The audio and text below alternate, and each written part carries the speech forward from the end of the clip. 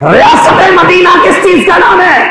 मैं पूरे वसूख से कसम उठाकर कहता हूं, तुम्हें रियासत मदीना का हकीकत में इल्म ही नहीं है। तुम जो रियासत मदीना का नारा लगाते रहे हो, फिर सिर्फ और सिर्फ एक चकमा था, तुमने ये नारा गैरों से लिया था और इसीलिए तुम बाबा फरीद की चौखट पर भी जा पड़े।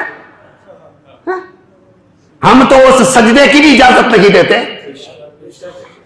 जिसके मुंह में अल्लाह की दी हुई जुबान है ना, वो बोले जरा।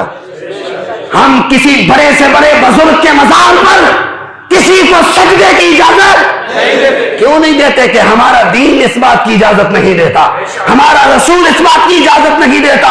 कब्रों को सजदा करना हमारे नबी ने क़यामत तक के लिए, हमेशा के लिए हराम करार दिया है। किसी के लिए जायज नहीं है कि कोई किसी कब्र को सजदा करे। जब जिंदा को सजदा करना जायज नहीं है तो मुर्दा को कैसे जायज है? इस उम्मत के अंदर कुछ शैतान सिफ्त भी मौजूद हैं जो कहते हैं जो आदम को सजदा ना करे वो तो शैतान है, जो आदम को सजदा ना करे वो शैतान है। भाई शैतान और आदम अलैहिस्सलाम का मामला गुजर गया, वहां अल्लाह का हुक्म था कि करो, और जब मेरे नबी की आखिरी शरीयत आ गई तो मेरे नबी ने हमेशा के लिए इस बात का फैसला कर दिया कि अब मेरे बाद कोई नबी नहीं आएगा, लिहाजा अगर मैं किसी को सजदा करने की इजाजत देता तो मैं औरत को हुक्म देता कि सुबह उठकर अपने शोहर को सजदा करे, लेकिन मैं उसको भी इजाजत नहीं देता। ये तब की बात है जब सहाबा ने कहा कि हुजूर हमें इजाजत दें, हम आपको सजदा कर लिया करें, तो आका अलैहिस्सलाम ने फरमाया ये हराम है, ये कतान जायज। आज हमारे नाम पर लोग ये कहते हैं कि फला मसलक के लोग ये सजदे करते हैं।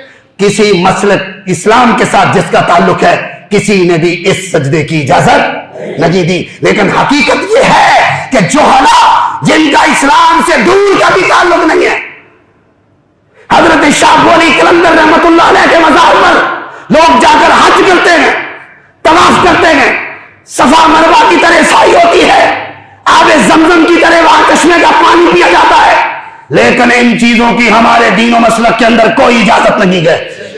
ये बात अपने दिल के ऊपर नोट करके रख लें, हमारा दीन इस बात की इजाजत।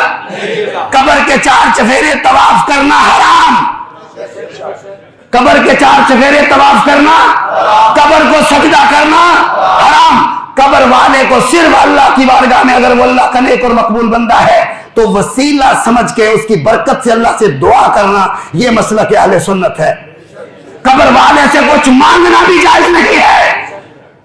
जो दीन इतनी बड़ी गैरत सिखाता है, नबी करीम अलैहिस्सलाम ने अपने सहाबा से फरमाया था